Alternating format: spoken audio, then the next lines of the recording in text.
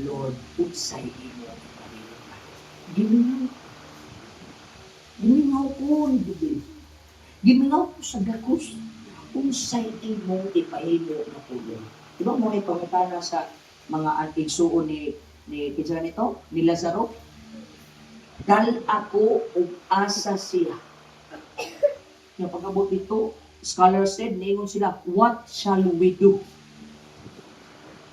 Follow kita sa mando sa Ginoo. Yaning kagabion, kitang tanan nga mga buhi nasayod nga mga matay.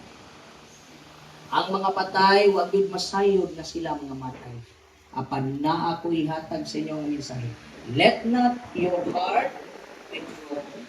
You believe in God, believe also in Jesus Christ. Kung sa keyword, naturong kami una, before you die, follow Christ. Follow. Wala yun. That's the end of my message. Follow Christ. Ganahan kang di ka magulanon, follow Christ. Ganahan kang igubot ang inyong pamilya, follow Christ. Ganahan ka nga mamatay ka, muabot ang panahon, musugot ka diri, bisag kung saan mo balibad, isulod, ipaglugon, may lang ang lungon.